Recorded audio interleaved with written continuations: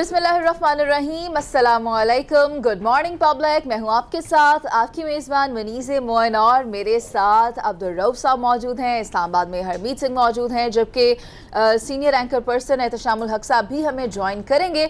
आपको हम ये बता दें कि बड़ा ऐवान है, मुकाबला भी बड़ा है और उसके लिए तैयारियाँ भी बहुत बड़ी बड़ी हुई हैं। लेकिन अब बात यह है कि सेनेट की 37 नशस्तों पर कौमी और तीनों सूबाई असम्बलियों में पोलिंग का जो सिलसिला है वो जारी है, वोट कास्ट किए जा रहे हैं। लेकिन रऊफ साहब, इसमें बड़ी दिलचस्प बात यह है कि जब यूसुफ रज़ा गिलानी साहब ने वोट कास्ट किया तो उन्होंने कहा कि भाई हम जीत गए हैं। मतलब वो इतने यकीन के साथ हैं कि वो जीतने जा रहे हैं। और इसमें यह है कि 37 नशस्तें वैसे तो 48 नशस्तों पर होना थे, लेकिन पंजाब से जो 11 उम्मीदवार हैं वो बिला मुकाबला मुंतखब हो चुके हैं। 12 KPK बलोचिस्तान और सिंध से 11, जबकि इस्लामाबाद से 2। तो इंतखाबात जो है उसके लिए लोग पोलिंग तो कर रहे हैं। अभी पोलिंग का सिलसिला जारी है, शाम 5 बजे तक पोलिंग होगी और उसके बाद देखेंगे कि आखिरकार फातेह होगा कौन। लेकिन असल जो मार्का है वो इस्लामाबाद से जनरल नशस्त पर हो रहा है, जिस पर यूसुफ रज़ा गिलानी और हफीज़ शेख आमने सामने है। जी, बड़ी दिलचस्प सूरत हाल है। हरमीत बैठे हुए इस्लामाबाद में, शाम साहब उसके साथ मौजूद होंगे, उनसे जायजा लेंगे हम जाके। लेकिन एक मैं थोड़ा सा कह रहा हूँ, जरा चार्ट दिखा दें हम कि कितनी नशस्तों पे फैसला होना है, कितनी नशस्तों पे मुकाबला हो रहा है और मतवक्को क्या है, क्या क्या हो सकता है। जरा चार्ट दिखाइए ना, तो हम ज़रा उसके बारे में बात करते हैं कि इस वक्त जो PTI की आप ये देख रहे हैं, इस वक्त 14 मेंबरान हैं, उनके 7 रिटायर हो रहे हैं। 21 की कामयाबी लगता है कि मतवक्को है, जिसका मतलब है कि 28 उनके हो जाएंगी नशस्तें सेनेट में इस इलेक्शन के बाद। इसी तरह से PPP की 21 हैं और 8 उनके रिटायर हो रहे हैं। 6 की कामयाबी उम्मीद की जा रही है, 19 रह जाएंगी, इसका मतलब 2 कम हो जाएंगी पहले से। इसके बाद PMNN पाकिस्तान मुस्लिम लीग नून, इनके 29 हैं, इनकी नशस्तें कम हो जाएंगी। 17 इनके रिटायर हो रहे हैं, 5 पे इनके जीतने की तवक्को है और 17 रह जाएंगी, ये 29 से कम होके। इसी तरह से BAP, इनकी नशस्तें आप देख रहे हैं, सामने आपके नज़र आ रही होंगी आपको कि उनकी भी नशस्तें कितनी सामने आ रही होंगी। ये चार्ट अगर दिखा सके ना दोबारा, तो हम इसके बारे में और भी बात कर सकते हैं कि ये कितनी कितनी होंगी। लेकिन असल मार्का जो है वो, जैसे कि मुनीज़ा ने कहा कि वो जनरल नशस्त पर होने जा रहा है, शेख और यूसुफ रज़ा गिलानी के दरमियान। और यूसुफ रज़ा गिलानी बहुत पुरुमीद है। हरमीत, वो कह चुके हैं कि भाई मैं फातेह हूँ वोट कास्ट करने के बाद कि हम जीत जाएंगे। जी बिल्कुल मुनीज़े, अगर हम बात करें बहुत बड़ा मौका, खासकर जो इस्लामाबाद की सीट है उस पर भी ज़्यादा नज़र जमी। और अगर हम बात करें आसिफ अली ज़रदारी साहब के हवाले से, तो वो भी डेरे जमा चुके हैं। साथ साथ अगर दीगर मामला है वो बड़ी तेज़ी से जारी, जोड़ तोड़ का जो मामला है वो ये नहीं कह सकते कि कल तक रुक गया है, किसी वक्त कुछ भी हो सकता है। कोई बड़ा सरप्राइज़ हुकूमत को भी दिया जा सकता है और हुकूमत अपोजिशन को भी दे सकती है। और रऊफ साहब, अगर हम बात करें तो ये मौका जो चल रहा है, आप देखें ना कि पूरी जो जितने अपोजिशन है, कई पार्टियां इसमें हैं। तो एक तरफ PTI, इस तरफ हम देखें तो काफ़ी सारी पार्टियां, मुकाबला जितना भी है बड़ा टफ लग रहा है। लेकिन हमारे साथ स्टूडियो में एहतशामुल हक साहब मौजूद है, जो कि सीनियर एंकर पर्सन है, तजज़िया-निगार हैं, उनसे भी बात करेंगे इस हवाले से। बहुत शुक्रिया सर, आपने हमें ज्वाइन किया। अगर हम बात करें आज के मौके के हवाले से, फवाद चौधरी साहब कल कह चुके हैं कि 187 जो अराकीन है वो जो कल उन्होंने डिनर दिया था उस पर आ चुके हैं और जो प्रेस कॉन्फ्रेंस में उन्होंने बात की। लेकिन आपको क्या लगता है कि इस वक्त जो असल जो मौका है वो, अगर हाफिज शेख साहब जीत जाते हैं लेकिन अगर मार्जिन उनको 172 का नहीं मिलता है, तो क्या आप नहीं समझते कि एक बहुत बड़ा नुकसान होगा वज़ीर-ए-आज़म इमरान खान साहब को? देखिए, 2-3 चीज़ें बड़ी अहम हैं। 2 दिन में जो बड़ी ज़बरदस्त किस्म की डेवलपमेंट्स हुई हैं, वीडियो ऑडियो जो कैसेट सामने आई हैं, जिस हवाले से पैसा बताया गया किसको कितना मिल रहा है, तो इससे तो आप देख लें सियासी पार्टियों का निज़ाम जिस तरीके से अंदर से एक्सपोज हुआ है और जो पोलिटिकल फॉल्ट लाइन्स हैं वो बिल्कुल खुल के सामने आ गई हैं कि जी इस मुल्क में पैसा ही कमाने के लिए सियासत में लोग आते हैं और फिर पैसा खर्च करके आते हैं, फिर आके कमाते हैं। अभी सारा फोकस भी जो आप बात कर रहे हैं ना, जो इस्लामाबाद के ऊपर है, उसकी 2 वजूहत है। पहली तो बात यह है कि हफीज़ शेख साहब के बारे में बहुत सारे लोगों ने बातें की जी वो पाकिस्तान के नुमाइंदे किसी तरह नहीं है, IMF वर्ल्ड बैंक के हम, बल्कि उनको बारे में सीधा सीधा कहा जाता है कि जी IMF का प्रोग्राम तो अमेरिका के स्टेट डिपार्टमेंट का प्रोग्राम है, तो वो भी डिक्टेशन करवा के लेके आ रहे होते हैं। चलें ठीक है, लेकिन अब ये मसला हुकूमत के लिए ये बड़ी सियासी साख का मसला है कि यहाँ हफीज़ शेख साहब जीते। 176 लोगों ने शिरकत की, 182 का दावा कर रहे हैं, लेकिन जो खाने में शिरकत की 172 लोगों ने की। उसके बाद आप देख लें कि जिस तरीके से बिलावल भुट्टो जरदारी ने सब लोगों को पीडीएम को बुलाया तो मरियम नहीं आई, उन्होंने स्पेशल दावत दी किसको, हमजा शहबाज को, मरियम नहीं आई। क्यों नहीं आई, ये भी आप सवाल खुद देख लें कहाँ चला गया। अब देखना यही है कि जी एक बार बार बात आ रही है, जिन लोगों ने कहना शुरू कर दिया कि जी इतने जबरदस्त तरीके से रऊफ साहब पैसा खर्च किया गया है कि वो कहते हैं मामला 50-50 तक चले गए। लेकिन एक चीज तय है, बजाय ये लगता है कि फीस एक साथ तो जाए। अच्छा, क्या ख्याल है गुफ्तगू जारी रहेगी। अच्छा, मसला तो बड़ी दिलचस्प सूरत हाल दो जगह पे हुई। अच्छा। एक तो जो वीडियो स्कैंडल सामने आ गया यूसुफ रज़ा गिलानी के बेटे का, जिसमें वो पीटीआई के शायद मुबैना तौर पे कहा जाता है मेंबर को एक को ये बताने की कोशिश कर रहे हैं कि वोट ज़ाया किस तरीके से करना है। अब ये बड़ा मतलब स्कैंडल आया जिसके ऊपर फवाद चौधरी ने भी, दूसरों ने भी कहा कि यूसुफ रज़ा गिलानी को नाअहल कर देना चाहिए, करार दे देना चाहिए कि उनके बेटे का स्कैंडल है। बेटा ये कह रहा है कि जी हमें पीटीआई के कुछ मेंबरान मिले थे जो यूसुफ रज़ा गिलानी साहब को वोट देना चाह रहे हैं, मैं उनसे बात कर रहा था, उन्होंने एडमिट तो किया है कि ये वीडियो मेरी ही है। लेकिन नासिर हुसैन शाह जिनके साथ वो बात कर रहे हैं वीडियो में और उनसे कुछ मशवरा लेने की कोशिश करते नजर आ रहे हैं। नासिर हुसैन शाह साहब ने कहा कि ये तो मेरी आवाज़ ही नहीं है। पता नहीं वो भी किस तरह से अब वो साबित होगा कि आवाज है या नहीं। साहब मुझे तो वो गाना याद आ रहा है, पापा कहते हैं बड़ा नाम करेगा बेटा हमारा बड़ा काम करेगा। हाँ, लेकिन दूसरी दिलचस्प सूरत हाल, लेकिन बेटे की वीडियो मंजर आम पर आ गई है। दूसरी दिलचस्प सूरत हाल जो है वो है सिंध असम्बली की, जहाँ पे कल 3 मेंबरान जो सिंध असम्बली में जो नाराज हैं पीटीआई के, वो शर्जील मेमन के साथ असम्बली में आए। शर्जील मेमन जिनका ताल्लुक पीपीपी से है, उनके साथ असम्बली में आए। वहाँ पे जो मार कुटाई हुई है, मारपीट हुई है, उन मेंबरान को ज़बरदस्ती ले जाने की कोशिश की। पीटीआई के लोगों ने अपने साथ, वो जा नहीं रहे थे। और उसमें जो नाम है वो आपको सबको पता ही है, नाम लेने की क्या ज़रूरत है। हाँ। तो ये भी बड़ी दिलचस्प सूरत हाल है। असल में मार्का मैं बताऊँ, एक तो बड़ा मार्का इस वक्त है जो हफीज़ शेख और यूसुफ रज़ा गिलानी का है, लेकिन दूसरा मार्का असल में सिंध असम्बली का, कि सिंध असम्बली से अगर कुछ वोट टूटते हैं तो वहाँ से मुंतखब होने वाले सेनेटर कितने पीटीआई के होंगे, पीटीआई को कितना नुकसान होगा।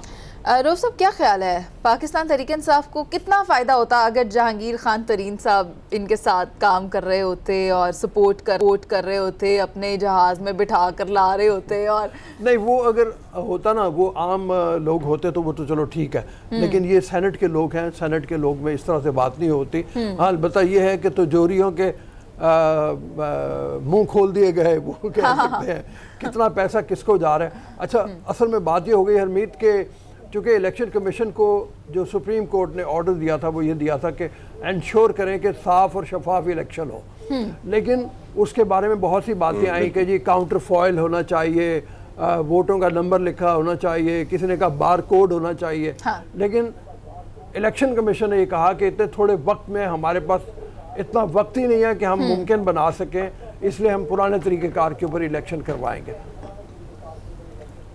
उसमें अगर हम देखें तो इलेक्शन कमीशन इस वक्त जो मामला है, क्योंकि आपने देखा कि सुप्रीम कोर्ट में भी जिस तरह बरहमी का इजहार किया गया इलेक्शन कमीशन के किरदार पर, और अब अगर हम देखें तो सेनेट के हवाले से बड़ी बातें की जाती है कि हम बहुत सारी चीज़ों को कंट्रोल कर लेंगे, लेकिन आपके सामने है वीडियोस आ चुकी हैं, पीटीआई के जो रुकन थे उनको अगवा किया गया, फिर वो सामने आए। तो ये सारी चीज़ें जो है ना, इस इलेक्शन से पहले इसको बड़ा कंट्रोवर्शियल कर चुके हैं।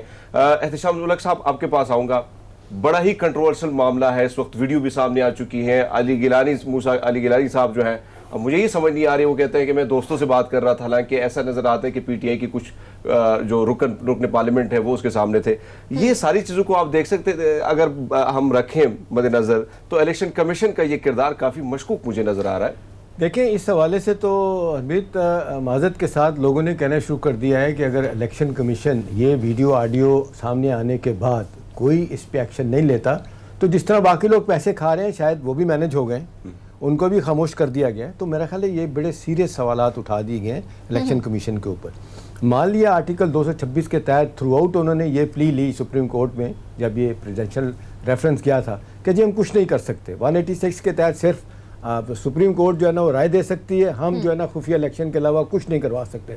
बार बार सुप्रीम कोर्ट ने कहा कि जी आप शफाफियत को कायम करें, और ये तो मुतनासिब नुमाइंदगी के तहत पता है हरमीत को कितने वोट मिलने हैं, मुझे कितने मिलने हैं। ये अलहदा बात है कि परवेज इलाही की पार्टी ने जिस तरीके से पंजाब में आपने देखा मैनेज किया, उन्होंने और तो और आप देख लें मरियम साहबा खामोश है, जवाब नहीं दिया उन्होंने कि भी ये क्या हुआ ना, पोस्ट कैसे आ गए, और उन्होंने कहा मरियम आई भी नहीं। और देखें ये वीडियो ऑडियो के बाद बिल्कुल खामोशी है। अब वोट को इज्जत दे की कोई बात नहीं कर रहा। देखें अब जिस तरीके से 40 अरकान की हमायत चाहिए पंजाब के MPs में एक बंदे को बनाने के लिए, 10 थे एम के पास PMLQ के बंदे, कामर अली आगा सेंटर बन गए। क्या सुप्रीम कोर्ट को और इलेक्शन कमीशन को इसका नोटिस लेना चाहिए कि नहीं लेना चाहिए? चलें आप भले नोटिस लाएं, अब आगे आ जाए। अभी देखिए सियासी तौर पे तो इसमें कोई शक नहीं, हरमीत के पिछले 8-10 दिनों में इंतहाई शदीद दबाव में थे इमरान खान उनकी पार्टी, और एक जिसको कहना चाहिए इतना लग रहा था कि वो अपसेट होने जा रहा है, इंतहाई टेंशन में उनका वक्त गुजर रहा था। लेकिन ये तो कल सियासी तौर पर पहली मर्तबा काम दिखाया इन्होंने, अपना बंदा बीच में छोड़ के, और जिसने ये वीडियो ऑडियो बनाई है उसके बाद आप देख लें जिस बुरे तरीके से एक्सपोज हुए हैं कि जरदारी साहब भी कह रहे हैं हाँ जी इतना पैसा दे देंगे, नासिर अली शाह साहब उनके ब्याह पे बात कर रहे हैं 6 करोड़ ले लें, उन्होंने कहा जी 7 करोड़ दे देंगे, और फिर ये कहा कि जी 50% तो सिंध में डेवलपमेंट बजट जो है सीधा सीधा आपकी जेब में जाएगा, आप फिक्र ही ना करें। वो कहते हैं कि जी हमें अपनी कमर सीधी करने के लिए हमें पहले पैसे दें आप, यानी इस हद तक बातें होगी। एहतशाम साहब जानना ये चाहूंगी, मामले में देखा जाए कि तो मुझे जो अफसोसनाक बात हरमीत लग रही है और रऊफ साहब लग रही है वो ये है कि आप देख लें पॉलिटिकल पार्टीज़ के अपने अपने जिसको कहना चाहिए प्रेशर्स भी हैं और अपने अपने उनकी प्रायोरिटीज़ भी हैं। एहतशाम साहब यहाँ पे मुनीज़े का एक सवाल है। जी मुनीज़े बताइएगा। हरमीत मैं ये कहना चाह रही हूँ, एहतशाम साहब ज़रा इस पर भी रोशनी डाल दें कि जोड़ तोड़ जो करनी थी वो तो चलो अब हो गई, अब पाकिस्तान तहरीके इंसाफ के अंदरूनी क्लैशेस से ऑपोजिशन को कितना फ़ायदा हो सकता है, PDM को कितना फ़ायदा हो सकता है, इस बात पर ज़रा रोशनी डाल दें। देखिए मुनीज़े इसका फ़ायदा तो 2 दिन पहले तक तो बहुत ज़्यादा हो रहा था। मेरा ख्याल है ये 2 वीडियो ऑडियो सामने आने के बाद तो मेरा ख्याल है बहुत ज़्यादा PDM को नुकसान है। अच्छा। मरियम साहबा जो हर 10 मिनट के बाद अपना एक ट्वीट करती हैं, पिछले 72 घंटों से या कम से कम 35-36 घंटों से एक लफ्ज़ नहीं कहा। लोग इंतज़ार कर रहे हैं उनको दावत दे रहे हैं कि भी आप बोलें इस मसले पे, क्यों नहीं बोलें। वोट को इज्जत देने वाली बात जिस तरीके से हमने देखा कि रुसवाई सामने आई है और सियासतदानों के बारे में लोग बातें कर रहे हैं, मेरा ख्याल है इससे ज़्यादा कोई और बुरी बात नहीं हो सकती। अब सवाल तो यही है ना कि जी अब क्या होने जा रहा है।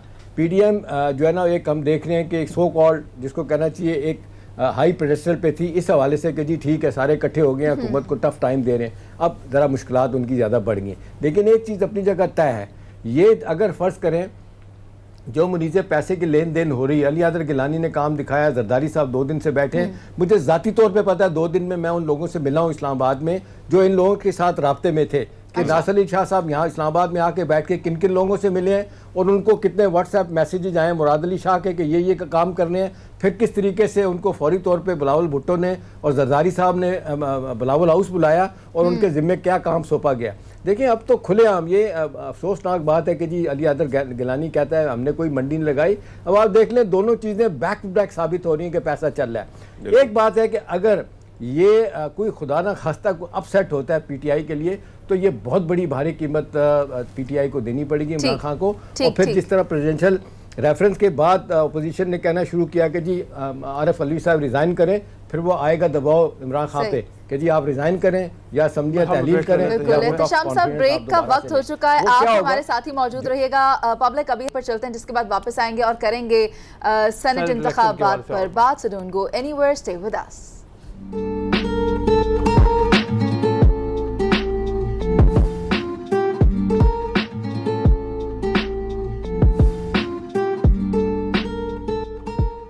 वेलकम बैक पब्लिक, और हमें स्टूडियोज में ज्वाइन कर चुके हैं सीनियर एनालिस्ट, हमारे साथ सलमान आबिद साहब मौजूद हैं, इस्लामाबाद में एहतशामुल हक साहब मौजूद हैं। Sir very good morning to you, कैसे हैं? भी मौजूद। अब आप आ गए हैं तो हम सबसे पहले आपको बता दें कि अपने आप को महफूज रखना है, डिटॉल से हैंड्स को सैनिटाइज करना है और 99.9% जर्म्स आपने मारने हैं, उसके बाद आपने बैठना है, अपनी हिफाजत का दायरा बढ़ाना है आपने। और बाकी भी से जो ये जर्म्स हमारे अंदर वो करप्शन की जो सियासत के अंदर ये दांव पेज लगते हैं, पैसे की जो रेल पे आज उसको भी खत्म करें, उसको भी खत्म करें बिके हैं, तो अल्लाह करे कि उसका भी सफाई हो। डिटॉल तो करता ही है अपना काम जर्म्स को भगाने का, और हमारी भी कोशिश है कि हम कोरोना से भी इस वबा में जल्द से जल्द से छुटकारा पाया जा सके। भी सैनिटाइज करें एहतशाम साहब, जी सैनिटाइज करें।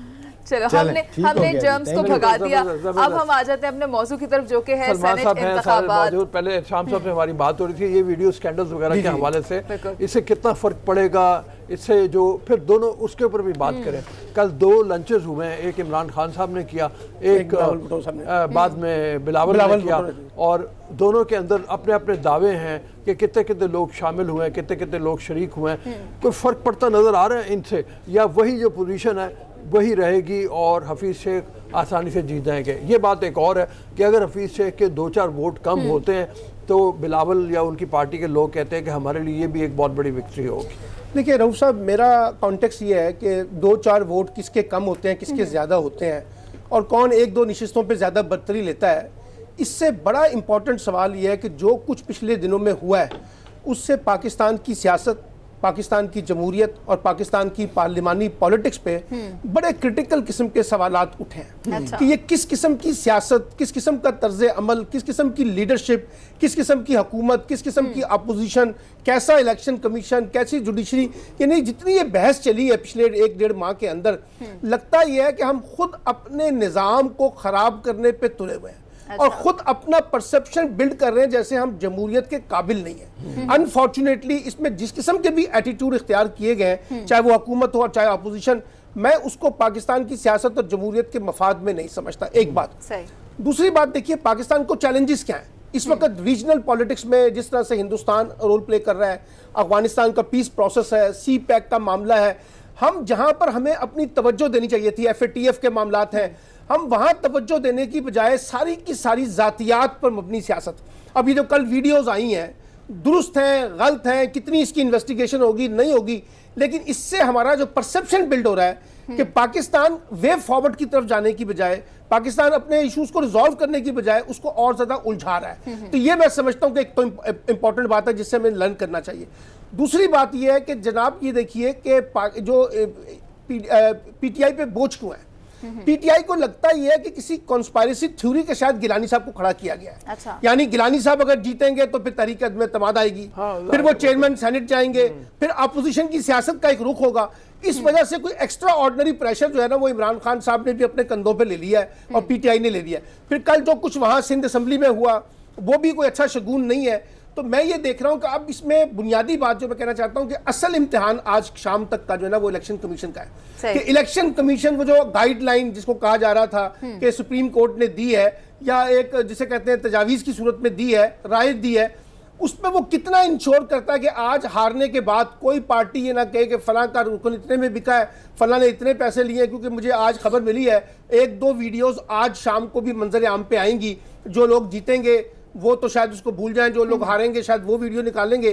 तो ये एक पॉलिटिकल कॉन्टेक्स्ट में एक अच्छा सवाल नहीं है जो हम यहाँ पर जनरेट करने की कोशिश कर रहे हैं। ठीक है, हम यही सवाल शाम साहब के पास रखते हैं। और शाम साहब ये फरमाइए कि असल इम्तिहान इलेक्शन कमीशन का है, ये है सवाल यहाँ पे। देखें, बड़ा अहम ही सवाल है रऊफ साहब ये कि आप देख लें कि पिछले 8-10 दिन में जो प्रोसीडिंग हुई हैं सुप्रीम कोर्ट में, वो राजा सिकंदर साहब जो हैं, वो जो कि सईद मेहदी साहब जो प्रिंसिपल सेक्रेटरी हुआ करते थे बड़ा अरसा नवाशी साहब के, उनके वो दामाद हैं, और उनके सईद मेहदी के साहबजादे इस्लामाबाद में CDA के चेयरमैन हैं। लोग कहते हैं पूरा इस्लामाबाद इस वक्त जो है ना वो देखा जाए तो नून वालों के पास ही है। अभी आप देख लें, इतनी ज़ोरदार किस्म की ऑब्जर्वेशन दी उन्होंने, इतने सख्त लहजे में, सजनिश के लहजे में चीफ जस्टिस ने इसका इलेक्शन कमीशन को कहा कि जी आप वाहिद अहल यू कांट इंश्योर ट्रांसपेरेंसी। वो एक ही जुमला था जी, 226 के तहत सिक्रेसी हम नहीं कुछ कर सकते। उन्होंने कहा भाई आप देख लें ये मुतनासिब नुमाइंदगी क्या कहती है कि हर आदमी की पार्टी के वोट अपनी अपनी जगह हैं, किसको कितने वोट मिलने ये फोरगॉन कंक्लूजन है। तो आपको देखना होगा किसी आदमी को जो डिजर्व नहीं करता, जो पार्टी कैसे उसको कम या ज्यादा वोट मिले, वो कहते जी करने के लिए तैयार नहीं। तो मेरा अपना ख्याल है जी रऊफ साहब, पिछले 2 दिन से जो डेवलपमेंट हुई हैं और जो जिसका आबिद साहब भी जिक्र कर रहे हैं, सारी दुनिया जिक्र कर रही है, back to back 2 audio video cassettes आई हैं। कहाँ है इलेक्शन कमीशन? एक छोटा सा बयान आया था जी हम इसको देखेंगे, मेरा नहीं ख्याल इसको देखने के लिए तैयार होंगे। माजरत के साथ लोगों ने कहना शुरू कर दिया है जिस तरीके से मंडी लगी है खरीदो फरोख्त, शायद इसमें इलेक्शन कमीशन के लोग भी शामिल होंगे। एहतिशाम साहब, अगर हम देखें जरदारी साहब के हवाले से, बहुत बड़े खिलाड़ी समझे जाते हैं सियासत के हवाले से, उसने जो पत्ते खेले, आप देखें KPK में उसके पास सिर्फ 6 या 5 सीट थी, 6 थी पाकिस्तान मुस्लिम लीग नून के पास, वहां से भी अपना बंदा लेके आए। फेडरल की बात करें इस्लामाबाद से, तो यहाँ पे भी वो तीसरी पार्टी के तौर पर पार्लियामान में आए, वाकई जैसे अराकीन है। तो यहाँ पे भी वो पीपल्स पार्टी का ये बंदा ही आगे रजा गिलानी साहब को लेके आए। अब ये मामला अगर हाफिज शेख साहब अगर जीत जाते हैं तो पीडीएम के क्या मामलात होंगे, क्या फ्यूचर आप देखते हैं? और जरदारी साहब की जो पते उसने खेले थे तो उसके अंदर जो पीडीएम के अंदर इख्तलाफात है उनको आप कैसे देखते हैं? देखिए अमित, जरदारी साहब ने जो गेम किया है ना, वो उसने सबकी आंखें खोल दी, सियासी तौर पे उसने सारी गेम तलपट करके रख दी है। देखें वही जरदारी साहब जो नून वालों के साथ इतने आगे चले गए थे कि सब कुछ तैयार करने के लिए तैयार थे, इवन कह रहे थे जी असम्बलियों से भी रिजाइन करेंगे, जब वक्त आया पीछे हट गए। उन्होंने कहा जी आप ये खेल मुझे दे दें, मैं खेल खेल के दिखाऊंगा। देखने अपनी हुकूमत भी बचाई उन्होंने, सिंध में गवर्नर राज सो कॉल लगना था वो बच गया उसका। उसके बाद अगला इलेक्शन उनको नज़र आ रहा है, वो कहते हैं जी हम पागल नहीं हैं कि हम नून की ये बात मान के, और फिर उन्होंने बड़ा वाज़ेह तौर पे कहा जाता है, तलात हैं कि जब बिलावल और मरियम के दरमियान बहुत सारी बातें हुई और मरियम ने कहा जाता है उनको कहा कि जी आप हमारे साथ पक्के पक्के आएँ, हम 20 से 25 सीटें आपको पंजाब से देंगे। तो ये इतलात हैं कि जरदारी साहब ने कहा कि मैं नवाज शरीफ साहब को जानता हूँ, मैं उन पर कभी ट्रस्ट नहीं करूँगा, आप बेटे भूल जाओ, ये ऐसा नहीं होगा। तो देखें एक चीज़ तो तय है कि अगले सेटअप में भी जरदारी साहब अपने आप को रेलेवेंट उन्होंने कर दिया है। अब कहने वाले लोग तो अरबीत कह रहे हैं कि जी अगला सेटअप जो होगा उसमें हो सकता है बिलावल भुट्टो साहब को सामने आना पड़े, ले आए, उसके लिए वो अपने बेटे को तैयार कर लें, ये तो चीज़ है। दूसरी तरफ पीडीएम के लिए जो मुश्किलात हैं, अभी देखें 2 बैक टू बैक उनको जो आप कहना चाहिए धचके लगे हैं, अब वो कहाँ हैं? 4 महीने की पीडीएम की तारीख आज खबर है जी, फिर लाहौर कराची में फिर जलसे शुरू करेंगे। ठीक है, उनका काम दबाव बढ़ाना है, दबाव बढ़ाते रहेंगे, लेकिन एक होता है अपना मकसद अचीव करना, वो उससे बहुत दूर चले जाएंगे। अगर ये इस्लामाबाद का इलेक्शन हफीज शेख जीते हैं तो मेरा नहीं ख्याल उनके लिए कुछ होगा। हाँ, अगर हारने की सूरत में बार बार ये कि मुश्किलात होगी, फिर नो कॉन्फिडेंस। ठीक है एहतशाम साहब, मैं सलमान आबिद साहब की तरफ आना चाहूंगी। को लेना पड़ेगा। सलमान साहब, 37 नशिस्तों पर सेनेट की इंतखाब होने जा रहा है और वीडियोस भी हमारे सामने आ चुकी हैं, इफेक्ट भी करेंगी दोनों कैंडिडेट्स को जो जनरल नशिस्त पर इस्लामाबाद के सामने आ रहे हैं, यूसुफ रजा गिलानी और हफीज शेख। तो क्या कहेंगे, अगर तो यूसुफ रजा गिलानी फातेह हो जाते हैं, कामयाब हो जाते हैं, तो कितना टफ टाइम मिल सकता है पाकिस्तान तहरीक इंसाफ को या हुकूमत को? ये एक जनरल क्वेश्चन है जो कि हर किसी की ज़ुबान पर पहली बात तो है। मुझे लगता ये है कि हफीज शेख साहब ही जीतेंगे। अच्छा, एक बात, क्योंकि कल की वीडियो के बाद एक मॉरल क्वेश्चन में भी ना वो जरा थोड़ा सा नीचे चले गए। हालांकि मॉरल क्वेश्चन रहू साहब के बकौल पाकिस्तान की पॉलिटिक्स में है कोई नहीं, लेकिन फिर भी मुझे लगता है कि उनकी पोजीशन थोड़ी सी वीक हुई है गिलानी साहब की। लेकिन अगर थोड़ी देर के लिए हम एज्यूम कर लें कि गिलानी जीतते हैं, तो फिर इसका मतलब है कि ये परसेप्शन बिल्ड होगा कि इमरान खान से एस्टेब्लिशमेंट कोई नाला है, और उनके मुकाबले में उन्होंने एक स्पेस पीपल्स पार्टी को, जो भी एहतशाम साहब कहने की कोशिश कर रहे हैं कि वो शायद मिल रही है। अच्छा, अगर ऐसा हो जाता है तो फिर इमरान खान के दरमियान और एस्टेब्लिशमेंट के दरमियान फासले बढ़ेंगे। यानी आप एक तरफ से निकले हैं पीडीएम से और पीपल्स पार्टी को दे रहे हैं स्पेस, तो दूसरी तरफ से एस्टेब्लिशमेंट वो वाली बात होगी। अच्छा, फिर यह है कि एक सवाल और आ जाएगा, अभी आपने डस्का के इंतखाब में देखा कि हमारी एस्टेब्लिशमेंट न्यूट्रल हो गई है बहुत से लोगों के बकौल। अच्छा, अगर वो गिलानी जीत जाते हैं तो वो न्यूट्रल रहेगी, अगर वो जीत जाते हैं हफीज शेख साहब तो वो फिर न्यूट्रल नहीं रहेगी। तो अब यानी कि हम चल रहे हैं बॉल टू बॉल, उसके ऊपर अपने कमेंट क्लियर कर रहे हैं कि ये ऐसा हो जाएगा। ये भी अजम्पशन है ना, अजम्पशन है सारी की। अगर हफीज शेख जीतते हैं तो न्यूट्रल नहीं रहेंगे। अच्छा, ये बात भी कहना कि जी वो 2-4 वोट जो आपने कहा, 5 वोट 2 वोट कम भी हो जाए, हमारे यहाँ तो जीतेगा वो जीतेगा। प्रेशर पड़ेगा, इसमें कोई शक नहीं हुकूमत पे, लेकिन हुकूमत प्रेशर पहले 2.5-3 साल से ही देख रही है, उसके ऊपर इतने पड़ रहे हैं। कभी वो 31 मार्च को आर पार होना था, फिर जनवरी में होना था, फिर फरवरी में होना था, ये चीजें चलती रहेंगी। मुझे लगता है कि इस वक्त कोई बड़ी सियासी मुहिम जोई नहीं होगी। पहली बात तो ये है कि चलेगा सेटअप अभी इस तरह से। दूसरी बात देखिए, अभी हम 23 मार्च को एक सेलिब्रेट कर रहे हैं एक कौम एक मंजिल के नाम पर। अब आप देखिए, जब पाकिस्तान इस वक्त जिस किस्म के चैलेंजेस मैंने कहा, यहाँ तो पाकिस्तान के सियासतदानों को भी तो एक पॉलिटिकल मैच्योरिटी का मुजाहरा करना चाहिए ना। जीत और हार को अपनी अना का मसला बनाने की बजाय एक नेशनल पैराडाइम जो है, नेशनल डेवलपमेंट जो है, उस कॉन्टेक्स्ट को बिल्ड करें कि कैसे हमने लोगों को मुत्तहिद करना है। ये जो परसेप्शन पाकिस्तान के अंदर बिल्ड हो रहा है ना कि हम मजहबी तौर पर तकसीम हो गए हैं, हम सियासी तौर पे तकसीम हो गए, और ये तकसीम नहीं हुए बल्कि उसके अंदर हेटेड मटेरियल भी आ गया है। बनता है कि जिस तरह आपने बात की एस्टैब्लिशमेंट और हुकूमत के हवाले से, जाहिर बात है कि कुछ लोग कहते हैं कि फासले बढ़ चुके हैं, कुछ कहते हैं नजदीकें दोबारा आ चुकी हैं। मेरा सवाल यह है कि एमक्यूएम के चेहरों से ये बात आया थी कि वो बहुत ज्यादा नाराज है, थोड़े नहीं बहुत ज्यादा नाराज है। अचानक से वो आ जाते हैं, उनके चेहरों से ये तासुर भी दिया जाता है कि भाई लगता यह है कि उन पर बहुत बड़ा दबाव डाला गया है। तो आपको नहीं लगता कि एस्टैब्लिश के मामला हुकूमत के नजदीक ही है? अगर आप एमक्यूएम की पॉलिटिक्स को देखें तो जनरली एमक्यूएम लास्ट मूवमेंट पे एक बारगेन करती है। और वो क्या होता है, वो मुझे एक पंजाबी का मुहावरा याद आ रहा है, मतलब पंजाबी किस्सा याद आ रहा है कि वो एन शादी पे जब बारात चलने लगती है ना तो कहते हैं चाचा नाराज हो गए, चाचा नाराज हो गए, वो चाचा नाराज है। अच्छा, उनकी नाराजगी क्या है? उनकी नाराजगी ये है, अच्छा, उनकी नाराजगी ये है कि जी कराची पैकेज जो है उसमें हमें अकोमोडेट किया जाए, क्योंकि उनको ये पता है कि अगर हमें कोई रिलीफ मिलेगा ना तो वो वफाक से मिल सकता है, सिंध से नहीं मिलेगा। सिंध में पीपल्स पार्टी उनके दरमियान काफी टसल है, इसलिए वो उन्होंने एक बार्गेनिंग चिप इस्तेमाल की थी। हालांकि जरदारी साहब ने 2 नशिस्तें देने का भी वादा किया था एमकेएम को, लेकिन उनके लिए वो 2 नशिस्तें सूट नहीं करती थी। वो एक लार्जर पिक्चर में देख रहे हैं और फ्यूचर के कॉन्टेक्स्ट में भी देख रहे हैं। फिर उनका एक और भी चीज़ ये है कि वो इशारे भी देखते हैं कि इशारे कहाँ से आते हैं, तो जो इशारे आते हैं वो भी आपको पता है, मुझे पता है कि यहाँ मैंने कहा कि कोई मुहिम जो नहीं होनी, कोई तब्दीली नहीं होनी, तो उनको पता है कि हमें क्या जरूरत है दीवार से टक्कर मारने की पीपल्स पार्टी के साथ, जिनके साथ हम जुड़े हुए हैं और जहाँ हमें जोड़ा गया है वही हमारे लिए काफ़ी बेहतर मफाद में लगता है। ठीक है, इरशाद साहब जरा सिंध की तरफ चलते हैं। सिंध की सूरत हाल आपको क्या लग रही है?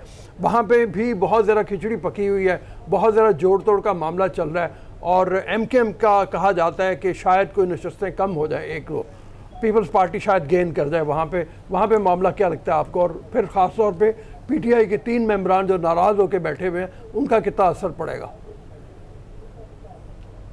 देखें, ये छोटी जगहों पे जो मामलात ख़राब हुए हैं, केपी में फाटा तो अब नहीं रहा, लेकिन वहाँ से जो लोग आते हैं उसके बाद फिर ये एक सिंध में जो हो रहा है, अभी जिस तरीके से 3 लोगों को अगवा किया गया, फिर उन्होंने कहा कि जी हमें अगवा नहीं किया गया, फिर जिस तरीके से एक वीडियो आती है उसमें लोग बातें भी कर रहे होते हैं, तो ये तो लग रहा है कि सिंध रूरल के जो लोग हैं वो किसी और तरह चीज़ों को देख रहे हैं। सिंध अर्बन के जो है ना, जिसमें ख़ास तौर पे एमकेएम के लोग शामिल हैं, ये इसमें कोई दो राय नहीं है कि उनके ऊपर बड़ा शदीद दबाव है। सबको पता है वो कहाँ से मैनेज होते हैं, किस डिसिप्लिन के तहत काम कर रहे होते हैं। और ये सलमान साहब बिल्कुल सही कहते हैं कि आन वक्त पे आके वो मज़ीद कंसेशन एक्सट्रैक्ट कर रहे होते हैं, लेकिन उनके चेहरों से एक चीज़ बड़ा वाज़ेह तौर पर बता रही है कि वो अनडिसाइडेड है, उनको नहीं पता चल रहा। और कहा जा रहा है कि वो देख रहे हैं अभी भी पिंडी वालों की तरफ कि उनको क्या इशारा मिलता है। लेकिन ऑल सेड एंड डन, जिस तरीके से हम देख रहे हैं कि एमक्यूएम हो, चाहे आप पीएमएलक्यू हो, चाहे आप देख लें बाप पार्टी के लोग हैं, जिस तरह और लोग हैं, जीडीए के लोग हैं, वो जिस तरीके से खड़े हैं साथ 176 लोगों ने ख़ास तौर पे डिनर में शिरकत की इमरान खान साहब के, तो लगता नहीं है कि ये कोई इतनी बड़ी मुश्किल पैदा होगी। हाँ, ये ज़रूर अपनी जगह तय है कि जिस तरीके से जरदारी साहब ने ऑपरेट करना शुरू किया, आप देख लें सिंध में बैठ के वो केपी को भी देख रहे हैं, जिस तरीके से बैठ के पंजाब में भी मामलात को देख रहे हैं। अभी ये जो हाथ दिखाया, मैं तो कहता हूँ कमाल कर दिया परवेज़ इलाही ने। पंजाब कितना बड़ा सूबा है, 12 लोग अनअपोज आ गए, और फिर परवेज़ इलाही साहब का, आपको तो सलमान साहब याद होगा कि जब उन्होंने अपना स्पीकर का इलेक्शन जीता था, उन्होंने 16 वोट ज्यादा लिए थे, और अगले दिन चीफ मिनिस्टर का इलेक्शन हुआ तो 16 वोट चीफ मिनिस्टर को नहीं मिले। चोई सरवर को आप देख के 13 वोट गालिबन ज्यादा मिले थे। और वो जनाब लोग आज भी हैरान है कि चोई सरवर सेनेटर कैसे बने थे। और मुझे एक जुमला याद आ रहा है इमरान खान साहब का, जो उनसे सवाल पूछा गया कि जी चोई सरवर साहब कैसे जीत गए, तो उन्होंने कहा था देखें वो भी अब सियासत सीख गए। उन्होंने कहा जी लोगों ने अपने ज़मीर के आवाज़ पे वोट दिए तो अच्छा ही किया है, अब यहाँ पे भी लोग पैसा दे के ज़मीर के आवाज़ पे वोट दे रहे हैं तो फिर ठीक है। तो ये खतरात तो अपनी जगह पे हैं, लेकिन इस तरह की मंडी कभी नहीं लगी, इसलिए लोग कह रहे हैं कि जी सेनेट का इलेक्शन भी अब डायरेक्ट इलेक्शन कम से कम सेनेट के चेयरमैन का इलेक्शन। भाई इधर आप लगे हुए हैं कि जी ओपन हैंड, उधर भी फिर आप खुफिया खत्म करें उसके भी चेयरमैन सेनेट। ठीक है एहतिशाम साहब, आप हमारे साथ ही मौजूद हैं। वक्त हुआ एक ब्रेक का, एक ब्रेक पर चलते हैं, जिसके बाद वापस आएंगे और दोबारा से करेंगे सेनेट इलेक्शंस पर बात। So don't go anywhere public, stay with अस।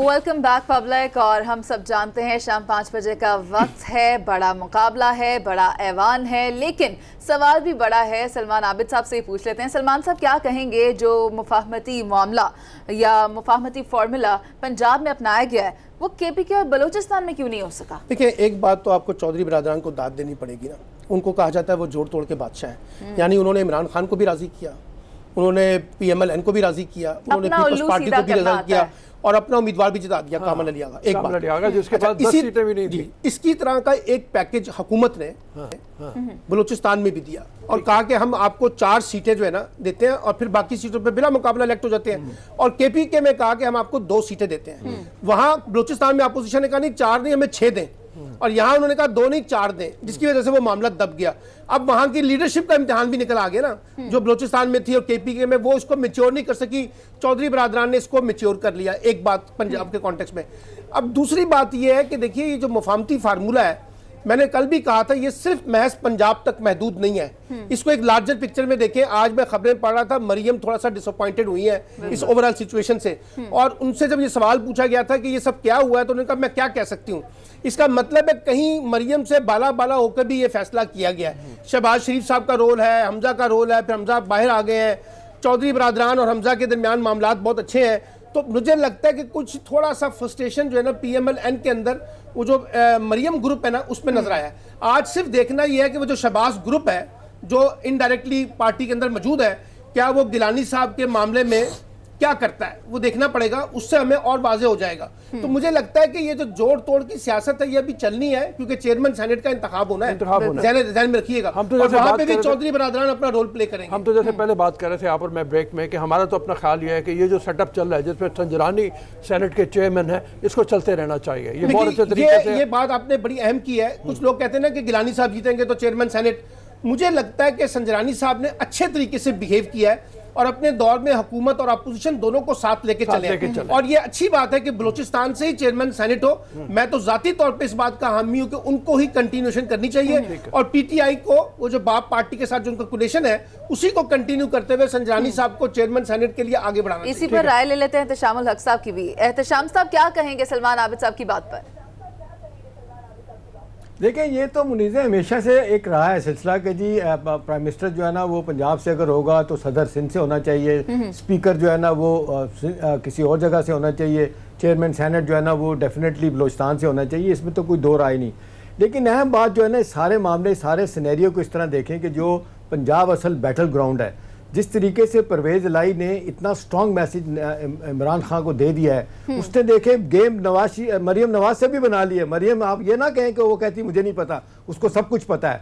अभी ये एक बहुत बड़ा एक स्ट्रॉन्ग मैसेज है इमरान खान के लिए कि भी ठीक है, आपके पास हमारे लिए हमारे अलावा कोई चॉइस नहीं है, ये बुज़दार को जो आपने लगाया इसको हटाना पड़ेगा जिससे सब लोग नाइन है। तो मेरा ख्याल है अगला सेटअप से पहले जिस जबरदस्त तरीके से PMLQ ने अपने आप को रेलेवेंट किया। माज़े के साथ बात यही जो चौधरी बरादरान के हवाले से अगर बात की जाए तो धड़े की सियासत, धड़े बंदी की कमाल की वो करते हैं। आपको याद होगा कातिल लीग उनको कहा जाता था, बेनज़ीर के का जब शहीद हुई उसके बाद पीपल्स पार्टी आई।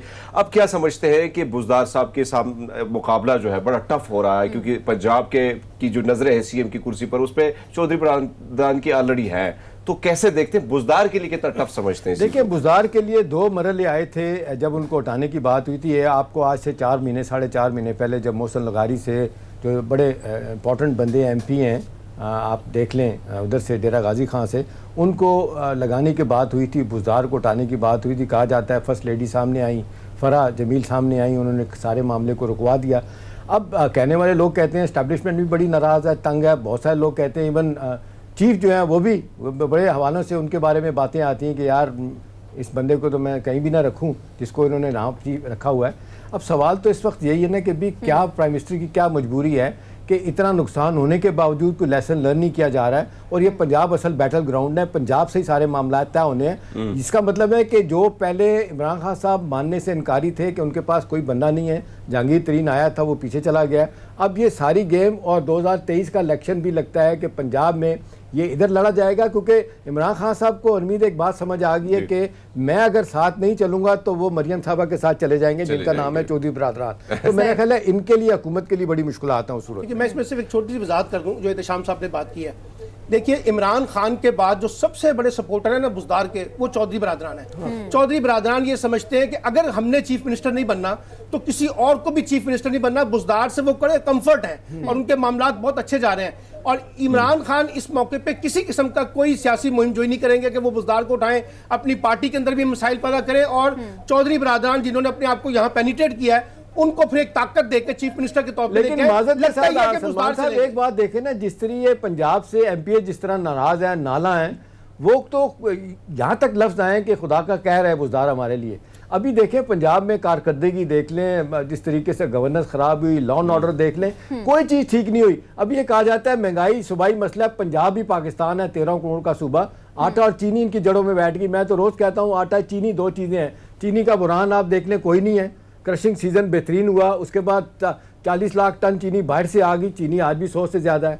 आप देख लें अगली बम्पर क्रॉप गंदम की होने जा रही है, इसके बावजूद आप देख लें आटा 40 रुपए किलो बिक रहा है, तो ये क्यों नहीं मैनेज हो रहा? चले आपने सजाएं नहीं दी जिन्होंने माल बनाया माफियाज ने, भाई कीमतें तो वापस लेके आते ना। तो मेरा ख्याल है पंजाब में ये बहुत बड़ा सेटबैक होगा इमरान के लिए, क्योंकि लोग जो है उनके अपने लोग तंग आ गए हैं, जिनको खाना पीना जो है ना, ये दो चीज़ें, एक चीनी सिर्फ लोग स्वीडिश के तौर पे चाय में 4 चमटियां डाल के पीते हैं लोग, वो कहते हैं वो भी हमारे उससे बाहर हो गई है। तो मेरा ख्याल है इस हवाले से बहुत बड़ी नाकामी है बुजदार की। लेकिन इनको भले सियासी तौर पे सलमान साहब ये ना सोचें, लेकिन लॉन्गर टर्म में नुकसान होगा। लेकिन मुफाहमती फॉर्मूला तो पंजाब में काम कर गया है ना। आप मुझे बताइए क्यों इमरान खान चौधरी बरादरान को चीफ मिनिस्टर पंजाब बनाएंगे और वो सारी की सारी पार्टी पावर जो है वो मुस्लिम लीग काफ को दे और मुस्लिम लीग काफ उसमें से रिवाइव हो जाए और उसके फिर पीएमएलएन के साथ रिलेशनशिप जिस तरह से रिस्टोर हो रहे हैं। तो मेरा ख्याल ये है कि इमरान खान ऐसा रिस्क नहीं लेंगे। और बुजदार के बारे में मैं ये कह दूं, मैं उनकी गवर्नेंस से खुश नहीं हूं, लेकिन पार्टी के अंदर जितने दाखिली मसाइल हैं, जहांगीर तरीन ग्रुप, शाह महमूद कुरैशी, असलम इकबाल, अलीम खान, महमूद रशीद, ये सारे लोग जो है फिर एक लड़ाई नई पैदा हो जाएगी जिसको इमरान खान साहब बेहतर तरीके से डील नहीं कर सकेंगे। तो इसलिए लगता ही है कि कोरोना फाल फिलहाल बुजदार के साथ ही चलेगा। मेरा अपना ख्याल ये है कि अगर तब्दीली की बात होगी ना, तो वो तब्दीली की बात अभी फिलहाल फौरी तौर पर नहीं होगी। वो 1 बरस के बाद शायद जिस वक्त इलेक्शन आने वाले हों और उस वक्त देखा जाए कि पार्टी को ज्यादा बनाने वाला कौन है, उस वक्त शायद कोई ऐसा बंदा सामने। फिर वक्त गुजर चुका होगा, आखिरी साल तो फीता कटिंग का होता है। इन्होंने 3 सालों में धेले का काम नहीं किया, कोई डेवलपमेंट प्रोजेक्ट नहीं शुरू किया, वो आखिरी साल में क्या करेंगे? 2023 में क्या लोगों को बताएंगे हमने क्या किया? देखिए एक और बात मैं आपको बताऊं एहतशाम साहब, हमारे यहाँ इलेक्शन अनफॉर्चुनेटली परफॉर्मेंस की बुनियाद पे नहीं होते। अगर आपने परफॉर्मेंस की बुनियाद पे इलेक्शन करवाने थे ना, तो 2008 के इंतखाब में चौधरी बरादरान को जीतना चाहिए था पंजाब से, जितनी परफॉर्मेंस उन्होंने अच्छी तरीके से दी थी, लेकिन वो हार गए थे परफॉर्मेंस के बावजूद। ये इसलिए हमारे यहाँ इलेक्शन होते हैं परसेप्शन की बुनियाद पे, मोमेंटम की बुनियाद पे। लेट्स सी कि उस वक्त क्या सिचुएशन बनेगा। सलमान साहब अभी के सेनेट इंतखाबात पे वापस आ जाते हैं और देखते हैं कि यहाँ पर किस तरीके से हो रहे हैं, क्या तरीका है बताएं।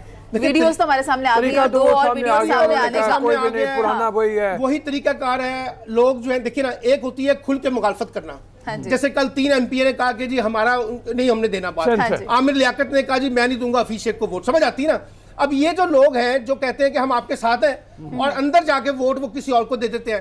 फिर जैसे आपने कहा कोई असूल, नजरिया, सोच और फिक्र तो है नहीं, वो जोड़ तोड़ है ना, कुछ लेन देन है। और ये डेवलपमेंट फंड जो जनरल ज़ियाउल हक साहब इस मुल्क को एक लानत डाल गए हैं, ये एक ऐसी लानत है रऊफ साहब जिससे आज तक हमारे पार्लियामेंटियन बाहर नहीं निकल सके। कल भी आप देखें ना, जो जोहराना हुआ है इमरान खान का, वो 50 करोड़ वो जो डेवलपमेंट फंड है उसी की कहानी बात होती रही है, उसी के ऊपर होता है, उसी को सियासी रिश्वत कह रही है। रऊफ साहब ये डेवलपमेंट फंड के नाम पे एक जुमला मैं आपको बड़ा तारीखी बताऊं। जमशेद दस्ती पिछली हुकूमत में वो रहे हैं, एमपी है, आम आदमी है, एमएलए रहे हैं। उनका वो टेलीविजन पे एक बयान जो है ना वो रिकॉर्ड पे है, जिसमें उन्होंने कहा कि मैंने 3-4 सालों में 60 करोड़ रुपया जो है मैंने अपना डेवलपमेंट फंड लिया, उसके लिए मुझे 10 करोड़ की रिश्वत देनी पड़ी जो मैंने दी। अब मुझे बताएं 10 करोड़ की जिस बंदे ने रिश्वत दी होगी वो डेवलपमेंट बजट कितना लोगों पे खर्च करेगा, कितना अपनी जेब में डालेगा? सही कह रहे हैं। रऊफ साहब मुझे आपकी बात याद आ गई कि आप कह रहे थे पहले पैसे देकर सियासत में आएंगे और फिर उसके बाद सियासत में आकर पैसे कमाएंगे। ऐसी है ना जी, आप देखें ना, आप आते हैं 5 करोड़ रुपए लगा के इलेक्शन लड़ने लगाते हैं। जब इलेक्शन लड़के आते हैं, जीत के आते हैं, तो पहले तो वो 5 करोड़ इकट्ठे करने हैं, फिर अगले 5 करोड़ तक इजाफा करना है ताकि अगला इलेक्शन भी लड़ सके।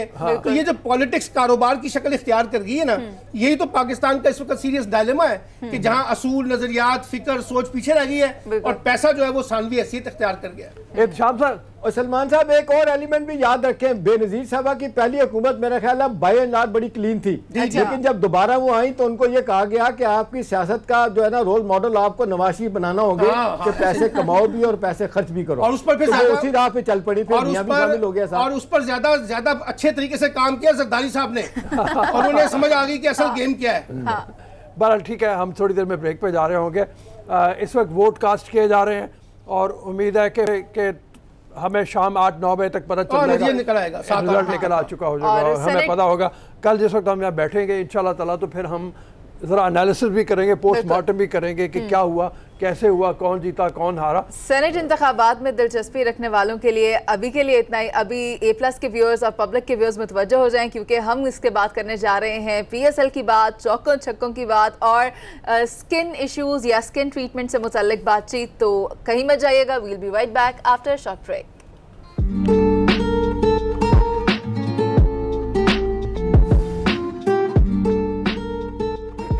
Welcome back public. और जैसा कि मैंने आपको बताया था, A+ के व्यूअर्स और पब्लिक के व्यूअर्स हमें देख रहे हैं। इसके अलावा जहाँ जहाँ तक हमारी आवाज़ पहुँच रही है, हमारा पैगाम पहुँच रहा है, डॉक्टर सनिया हमारे साथ मौजूद हैं। She is a skin specialist और एस्थेटिक फिजिशियन भी हैं। A very good morning to you doctor Sania, कैसी हैं? Thank you so much for inviting me to your show. Allah का शुक्र, बिल्कुल ठीक हूँ। आप कैसी हैं? अल्हम्दुलिल्लाह हम भी ठीक हैं। डॉक्टर सनिया ये बताएं कि मौसम तब्दील हो रहा है, उसके साथ साथ स्किन पर ड्राइनेस भी हो जाती है, बाज़ की स्किन पर ऑयल भी आ जाता है, क्रैक्स पड़ जाते हैं, ऐसा क्यों होता है? बिल्कुल, अब चूँकि मौसम नॉर्मल ही क्यों नहीं रह लेती स्किन? हम अल्हम्दुलिल्लाह ब्लेस्ड हैं पाकिस्तान में रहते हुए कि यहाँ पे हर तरह का मौसम है। तो जैसे जैसे मौसम चेंज होता है, लाइक विंटर्स में स्किन केयर डिफरेंट है, समर्स में डिफरेंट है, तो इसके अकॉर्डिंगली हमेशा स्किन में चेंजेस आती हैं।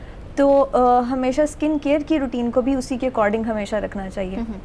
अगर आप अपनी अच्छी skin care according to the weather रखेंगे तो ये इश्यूज़ नहीं आते, जैसे ड्राइनेस हो गया, क्रैक्स आ जाते हैं, इन्फेक्शंस हो जाते हैं। तो ये basically it all depends on weather and your skin care as well. तो अगर हम इनको कलेक्टिवली लेके चलें, मैं हमेशा जैसे अपने क्लाइंट्स को कहती हूँ, पेशेंट्स को कहती हूँ कि जब वेदर चेंज हो आप अपनी स्किन केयर को चेंज कर लें। अब जैसे अब समर्स आ गए हैं, गर्मियाँ आ गई हैं, गर्मियों के साथ कई ऐसी स्किन इश्यूज़ हैं जो बढ़ जाते हैं, लाइक फेस पे एक्ने का होना। अब सेकेंडली जो मास्क के साथ हमारा एक इशू, हर दूसरा पेशेंट इस कंप्लेंट से आता है कि स्पेशली इस एरिया में acne, black heads, white heads, pimples, ये सारा कुछ इस एरिया में बहुत ज़्यादा हो चुका हुआ है, दिस एरिया ऑफ फेस। तो इसको एक न्यू टर्म दे दी गई है, मास्कनी या मास्क एक्नी।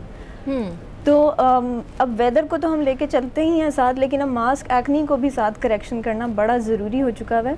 सिंपल से इसकी केयर्स होती हैं जो कोई भी बंदा घर में कर सकता है कि प्रॉपर क्लिनजिंग करें अपने फेस की।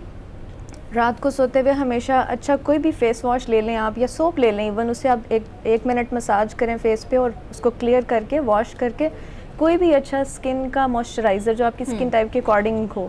अगर आपकी स्किन ऑयली है तो वाटर बेस्ड ले लें, और अगर ऑयली नहीं है तो बेशक आप उसमें थोड़ा ऑयल कंटेंट ले लें। उस तरह का मॉइस्चराइज़र रात को सोते वक्त फेस पे अप्लाई करें और मॉर्निंग में सन ब्लॉक अप्लाई करें। अच्छा। आपकी स्किन से 50% इश्यूज जो हैं वो इससे करेक्शन में चले जाते हैं। ठीक है, कैसे पता चले कि मेरी स्किन, बहुत से लोगों को तो ये भी नहीं मालूम होता कि मेरी स्किन कौन सी है, किस तरह की है, उसकी टाइप क्या है। जनरली अगर मैं डिवाइड करूँ इसमें, तो एक टाइप होती है ड्राई स्किन की, एक होती है ऑयली और एक होती है कॉम्बिनेशन। जब भी किसी के फेस पे दिस एरिया, इसको हमारी मेडिकल टर्म में टी जोन कहा जाता है, टी जोन पे जब भी ऑयल आता है, यहाँ पे पोर साइज ओपन हो जाते हैं, तो उनकी और बाकी फेस उनका ऑयली नहीं होता। ऐसी स्किन को कॉम्बिनेशन स्किन कहा जाता है। लेकिन कुछ लोगों के ओवरऑल फेस पे ऑयल बहुत ज़्यादा आता है, उनकी स्किन ऑयली है। बट जो ड्राई स्किन है उसमें ओवरऑल उनकी स्किन के ऊपर कोई ऑयल नहीं आता, कोई उसमें पोर्स ओपन नहीं होते। तो इस तरह की चीज़ें जो हैं इस तरह की जो चीज़ें हैं वो डिफरेंट जो है आपकी स्किन के कॉम्बिनेशंस को वो शो करती हैं कि डिफरेंट कॉम्बिनेशंस ही आ जाते हैं। सही। तो अगर स्किन कॉम्बिनेशंस की बात कर रही हैं डॉक्टर सनिया, तो रऊफ साहब क्यों ना हम उस बारे भी जान लें कि बहुत से गांव देहातों में और गांव देहातों से आने वाले यहाँ पर आकर जब देखते हैं, वो आपने मुहावरा सुना है, एक दूसरे को देख के अपने गाल लाल करना, कुछ उस तरह की सूरत हाल हो जाती है। देखना कि गोरा रंग बहुत ज़्यादा पसंद किया जाता है तो क्रीमें लगानी शुरू कर देनी है और टोट के कुछ बनाने शुरू कर देने हैं। इन चीज़ों से कैसे प्रिवेंट किया जा सकता है? अच्छा, ये बहुत बड़ा एक सोसाइटी का एक इशू है कि रंग गोरा करना। बात की जाहिर बात है कि हर बंदी की ख्वाहिश होती है, और अगर हम चेहरे की बात करें तो हमारी सोसाइटी में ये एक पासपोर्ट का काम करती है, जहाँ पे भी आप जाते हैं पहले चेहरे को देखा जाता है। तो डॉक्टर साहब से पूछना चाहूँगा, मौसम बदल रहा है, अगर हम इस्लामाबाद की बात करें तो यहाँ पे तो वैसे सियासी तौर पर गर्मा गर्मी शुरू हो चुकी है, लेकिन अब मौसम बदल चुका है और गर्मी आ रही है। तो उमूमन हम देखते हैं कि कुछ लोगों के चेहरे जब धूप में निकलते हैं तो जलन शुरू हो जाती है। इसकी क्या वजूहात है, उससे क्या जो है, इससे बचने के लिए क्या आप बताएंगी? जी, हरमीत अपना सवाल कर चुके हैं, बताएं कि क्या आप उन लोगों को सजेस्ट करेंगी?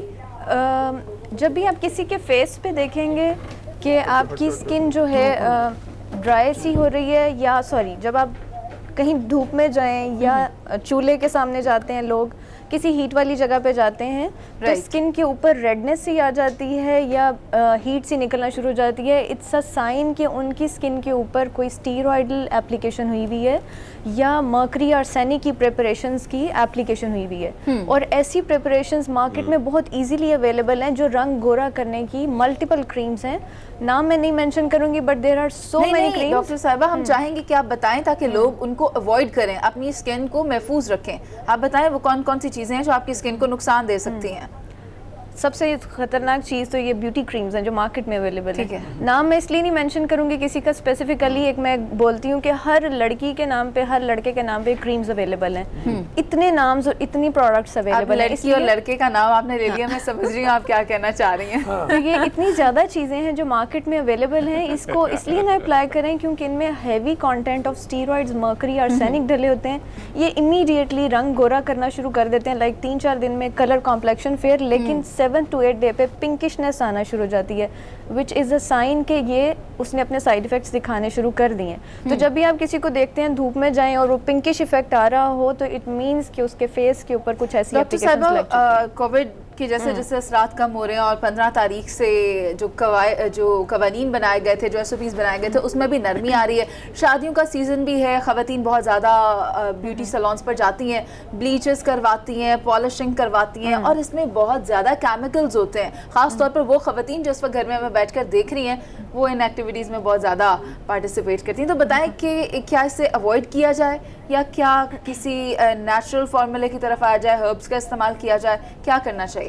अच्छा, सबसे पहले तो ये ब्लीच आपकी स्किन को बहुत ज़्यादा डैमेज कर देता है, तो ब्लीच आप कभी भी ना करें। हाँ, नेचुरल कोई क्लेंजिंग की चीज़ें आप दूध से क्लेंजिंग कर सकते हैं।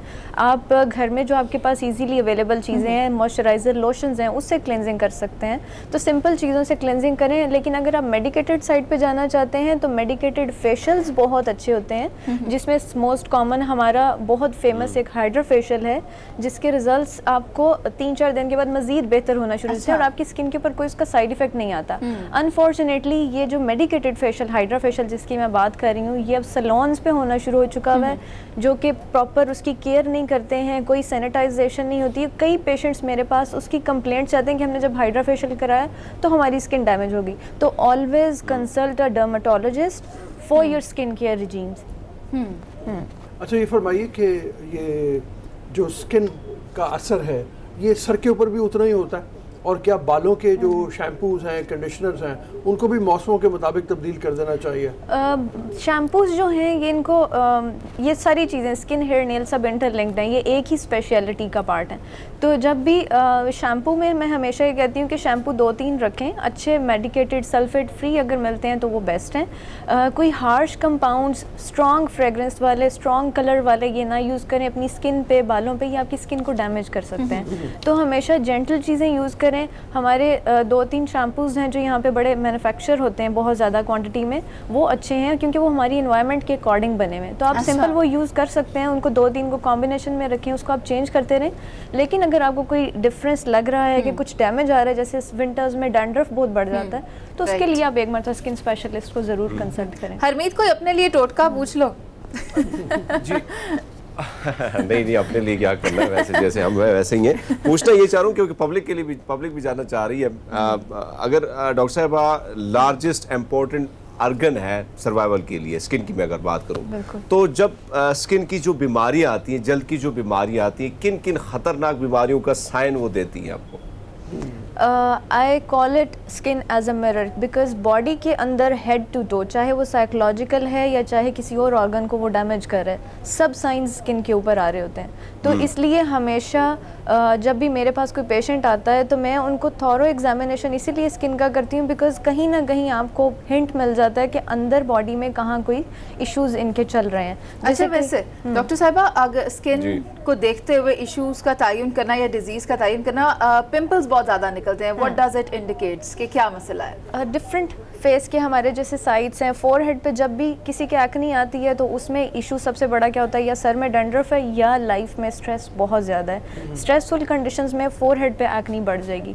नॉर्मल जो टीनेज ग्रुप में आती है एक्नी, वो हमेशा इस एरिया में ज़्यादा आती है। और अगर किसी फीमेल्स में जैसे मोस्टली आता है कि फ़ीमेल्स में अगर कोई हार्मोन्स इम्बैलेंस चल रहे हैं तो उनका ये एरिया, चिन एरिया पे ज़्यादा एक्नी आती है। लेकिन अगर कोई फेस पे स्टीरॉइड्स अप्लाई कर रहे हैं तो उनके ओवरऑल फेस के ऊपर एक्ने आएगी, including forehead, this area and chin area. तो ये चीज़ें होती हैं जो इंडिकेट करती हैं कि पेशेंट क्या चीज़ अपनी लाइफ में फेस कर रहा है या क्या वो अपने फेस के ऊपर अप्लाई कर रहा है। ये जो आजकल के दिनों में हुआ कोविड की वजह से लोगों को घरों में बहुत ज़्यादा रहना पड़ा है, तो इसके लिए जो नेचुरल एक सूरज की उनको वो मिलती है, विटामिन मिलता है, विटामिन डी मिलता है या उसकी कमी हो जाती है, इसके लिए कोई सप्लीमेंट वगैरह इस्तेमाल करना चाहिए अपनी स्किन को बेहतर है ग्लो करने के लिए? बिल्कुल। एक आई नॉर्मली रिकमेंड जो इस तरह के सप्लीमेंट्स हों जो इजीली अवेलेबल भी हों। अगर आप कोई अच्छा सप्लीमेंट लेना चाहते हैं तो आप लिक्विड कोलेजन, उसमें सब चीज़ें कंबाइंड आती हैं, कंप्लीट कॉम्पोजिशन है जिसके अंदर विटामिन डी, जिंक वगैरह सब चीज़ें एडेड हैं। तो डेली उसका इंटेक 20-25 ml बेड टाइम पे करें, आपकी हेड टू टो जितनी भी डेफिशिएंसीज हैं उसको वो कवर अप करना शुरू कर देता है। लेकिन अगर कोई ये नहीं ले सकता, आपको इजीली अवेलेबल ये चीज़ें नहीं हैं, तो आप सिंपल मल्टीविटामिन कोई ले सकते हैं। विटामिन डी डेफिनेटली इसका इंटेक हमेशा रखना चाहिए। हम लोग सनलाइट से विटामिन डी इंटेक पूरा नहीं कर सकते, तो इसके सप्लीमेंट्स हमेशा अपनी रूटीन में रखें, लेकिन डॉक्टर से रिकमेंड करा के। डॉक्टर साहब यहाँ पे कुछ पूछना चाहूँगा कि आप डॉक्टर हैं, जाहिर बात है क्लिनिक पे काफ़ी सारे पेशेंट आते होंगे, और लेकिन इसमें सवाल ये बनता है कि कॉमन स्किन प्रॉब्लम क्या है, कितने अक़साम है इसके? कॉमन स्किन प्रॉब्लम्स में तो एक्नी बहुत कॉमन है। एक्नी के डिफरेंट टाइप्स जैसे मैंने आपको बताई हैं, मास्क एक्नी हो गई, स्ट्रेस एक्नी हो गई, डैंड्रफ की वजह से आ गया, हार्मोनल एक्नी हो गई, पीसीओएस बड़ा कॉमन एक इशू है।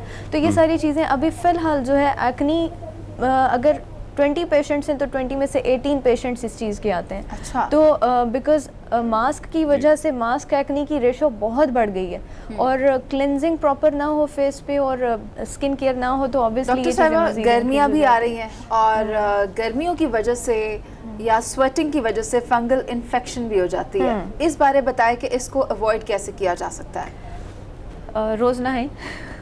रोज़ ना है, बिकॉज सफाई निस्फ़ ईमान है, ये सब ये बिल्कुल फैक्ट बात है। बिकॉज अगर आपकी बॉडी के ऊपर कोई भी एक फंगल पोर रह जाता है वो स्प्रेड करता है, और ये कंटेजियस है, छूत की बीमारी है, एक से दूसरे को लगती है। अपनी चीज़ें शेयर ना करें, टॉवल शेयर ना करें, बिकॉज ये एक दूसरे के साथ चीज़ें शेयर करने से, कपड़े शेयर करने से ये एक दूसरे को लग सकती हैं अगर किसी को ये इन्फेक्शन है।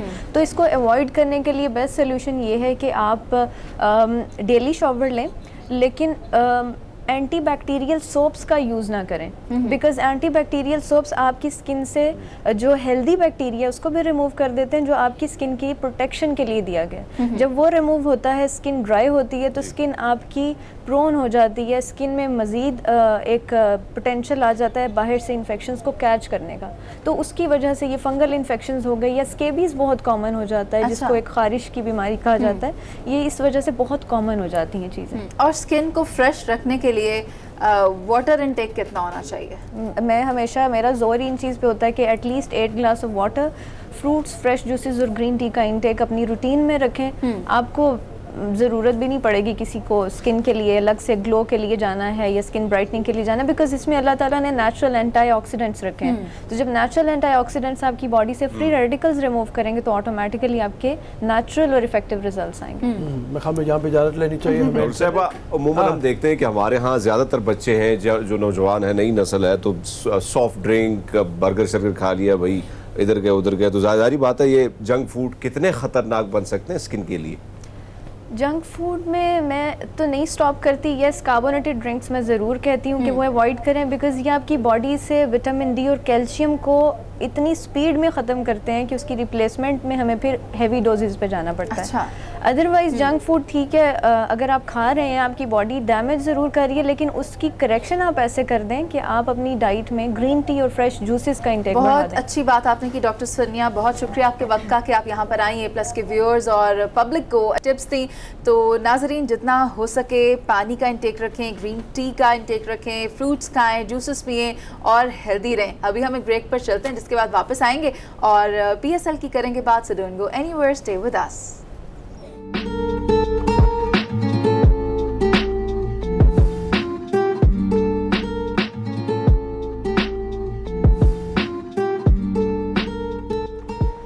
वेलकम बैक पब्लिक और A+ के नाजरीन। This special segment is brought to you by Coca Cola. और आपको ये बता दें कि गुज़श्ता रोज़ हुआ था मैच इस्लामाबाद यूनाइटेड का और कोयटा ग्लैडिएटर का, जिसको इस्लामाबाद यूनाइटेड ने बआसानी जीत लिया था। रोफ साहब, कितनी विकेट्स थी? 6 विकेटें 6 विकेटों से जीत 6 विकेटों से जीत लिया था और बड़ा आसानी जीत लिया। और उसमें सबसे बड़ी जो स्टर्लिंग की इनिंग थी वो बड़ी एक ज़बरदस्त शानदार किस्म की इनिंग थी।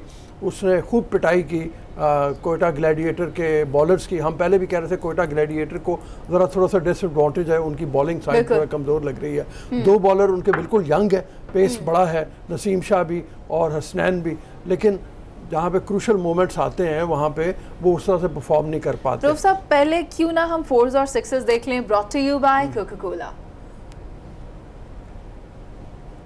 देखा तो जा ही सकता है कि इस्लामाबाद यूनाइटेड ने बासानी मैच जीता है, तो कोयटा ग्लैडिएटर यकीनी तौर पर परफॉर्म कहीं ना कहीं लैक की होगी। कहाँ पर? सबसे पहले तो टॉस इवेंचुअली टॉस आने के बाद टॉस ने कोयटा ग्लैडिएटर को टफ टाइम दिया हम ये कह सकते हैं। वैसे ये बड़ी अनफॉर्चुनेट और एक बड़ी अजीब सी सिचुएशन होती जा रही है कि जो टॉस जीत रहा है, मैच जीत रहा है, तो सारा इंटरेस्ट पहले ही खत्म हो जाता है। फिलहाल दो कि उन्होंने बैटिंग भी अच्छी नहीं की, सरफराज के अलावा वो लोन सोल्जर के तौर पे थोड़ा सा नवाज एंड में चिप किया उन्होंने, लेकिन वो जो होना था जिन लोगों से तवक्को थी कि तेज खेलेंगे वो मतलब तेज नहीं खेल पाए। और अप्रोक्सीमेटली हम बल्कि से बात करें कि 190s भी नहीं इजीली चेज हो रहा है, तो कम से कम 220 225 तक करना पड़ेगा अगर पहली साइड को इससे ज्यादा विनिंग टोटल बनाने के लिए। 200 की तरफ आ रहे थे और अब हम अब आगे जाना पड़ेगा 200 और फिर हम 250 पे जा रहे हैं। इरफान भाई, अब जिस तरह आप बात कर रहे हैं कि टॉस, तो ये लक के साथ ही आप रिलेट कर रहे हैं, क्योंकि आप जाहिर बात है कि जो सस्पेंस होती है मैच के हवाले से तो वो तो खत्म हो जाती है कि जिसने टॉस जीत लिया वही उसने ही मैच जीत लिया। हरमीत बाजी यही बात करते चले जा रहे हैं कि हर दफा यही प्रॉब्लम आना शुरू हो गया है कि बड़ा एक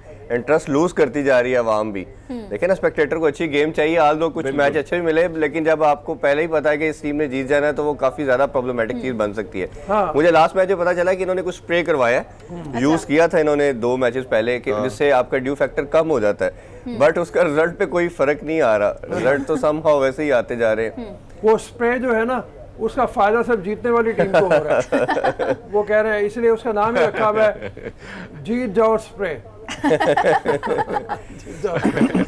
अच्छा इरफान, अगर मैं देखूं इधर कंपटीशन बड़ा टफ है। बैन अक़वामी अगर इंटरनेशनल कौमी टीम की सिलेक्शन के हवाले से मैं बात करूं, सरफराज को हम देखते हैं तो रिजवान को देखते हैं, दोनों की परफॉर्मेंस कमाल की है। जीत को हम साइड में रख लें, लेकिन परफॉर्मेंस दोनों की कमाल की। कैसे देखेंगे आप दोनों को? जी बिल्कुल, सरफराज ने बिल्कुल नॉक किया डोर के ऊपर कि वो बिल्कुल बाहर नहीं हुआ, जिस तरह कुछ क्रिटिक्स का कहना था कि रिजवान ने ऐसी परफॉर्मेंस दे दी अब किसी भी कीपर के पास चांस नहीं रहा। तो सरफराज ने जैसी दोनों मैच में इनिंग खेल छोड़ी है और जिस तरह कल उन्होंने 4 6s एक साथ लगाए हैं, ऐसी तो शायद रिजवान ने भी नहीं खेली। तो ये बड़ा खुशाइन चीज़ है और इसमें आपका कंपटीशन होना चाहिए, बेंच स्ट्रेंथ स्ट्रॉन्ग होनी चाहिए। और सरफराज को मैं हमेशा एज इसलिए देता हूँ कि वो कैप्टन भी रहा है और उसने आपको चैंपियन ट्रॉफी जिताई है, 2-2.5 साल आपको T20 में नंबर 1 भी रखा है पाकिस्तानी टीम को, तो ऑब्वियसली वो आपका एसेट है, कैरी करना चाहिए और उसको साथ खिलाना भी चाहिए ताकि दोनों का एक कॉम्बो चलता रहे। जो अच्छी फॉर्म में हो उसको यूटिलाइज करें। 2-3 प्लेयर्स के ऊपर और बात कर लेते हैं। एक तो आजम खान के ऊपर मुसलसल एक और मैच में वो फेल हुए और जो शॉट खेल के वो आउट हुए वो काफी बुरा सा शॉट था। दूसरे शादाब खान, शादाब खान ने फिर अपने आप को ऊपर ला के थोड़ा सा कोशिश की कि बैटिंग में वो कर जाएं।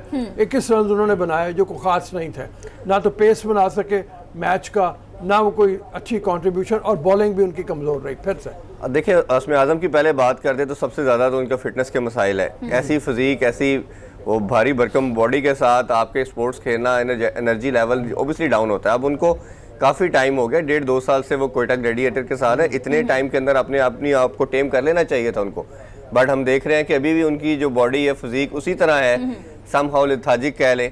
ये समहाउ इसलिए हम सब पहले कह चुके थे कि अगर मैं कोच होता, मैं सेलेक्ट करता तो पहले से आजम को कहता भाई तू निकल। काम करना चाहिए, ठीक है आपकी पहले नहीं थी, लेकिन अब आप टीम का पार्ट बन गए हैं, जो इंटरनेशनल स्टैंडर्ड्स हैं उसके वो मीट तो करना चाहिए ना आपको, बट अभी तक उनमें कोई चेंजिंग नजर नहीं आई, वो उनकी गेम में रिफ्लेक्ट भी हो रही है चीज़। इसी तरह आपने शादाब की बात की, शादाब की वही मिस्टेक जो हम डेली बात करते जा रहे हैं वही कंटिन्यूसली रिपीट करते जा रहे हैं। प्रॉब्लम क्या आ रहा है कि जो प्लेयर्स हैं ये अपने आप को जरा बियॉन्ड समझ रहे हैं मैनेजमेंट से भी।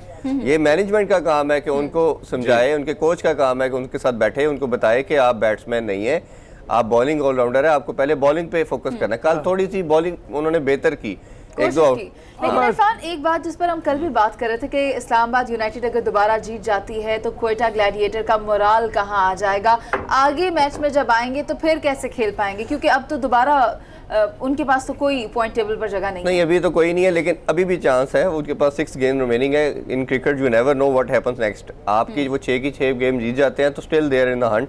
ये एक अच्छी चीज़ है।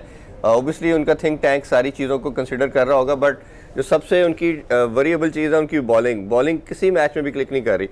और परफॉर्मेंस सिर्फ हसनैन की हमें अच्छी नज़र आई, उसके अलावा कोई उनका बॉलर ऐसा नहीं था जो अपना मार्क छोड़ सके और जिसने कोई इम्प्रेसिव, जिसको देखने में लगे कि हाँ ये अच्छी बॉल कर रहा है। विकेट तो दूर की बात है, ऐसा भी कुछ नज़र नहीं आ रहा। और फील्डिंग उनका वैसे ही बिलो बार रही।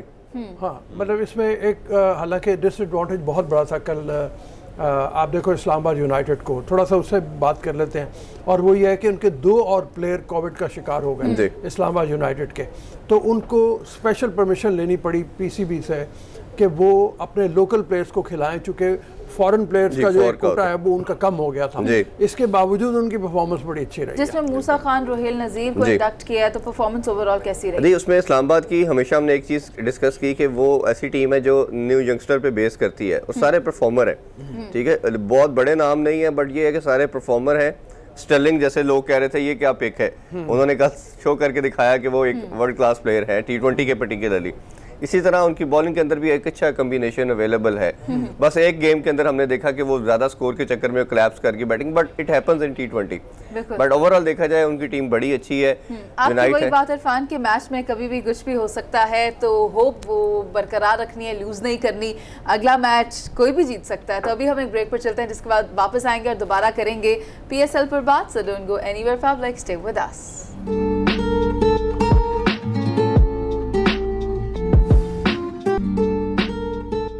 Welcome back public. और बात चल रही थी PSL के बारे में, तो अब हम वापस आ गए। तो क्यों ना हम एक बार क्वेटा ग्लैडिएटर और इस्लामाबाद यूनाइटेड के फॉल ऑफ विकेट्स देख लें, which is brought to you by Coca Cola.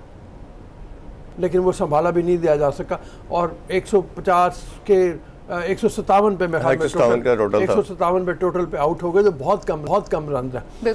तो जब दूसरी इनिंग में चेस करना था, तो चेस करने में ही सबसे पहले स्टर्लिंग ने इतनी पिटाई की है जिसकी बात नहीं। और वो चौके छिक्कों की बारिश जिसको कहते हैं, वो आपने शुरू में भी दिखा दिया था पहले, मतलब उसमें वो उसने कर दी। एलेक्स हेल जो है उन्होंने भी कुछ रन्स कर लिए, अच्छे तेज रन्स हो गए। बॉलिंग उनकी कामयाब नहीं रही।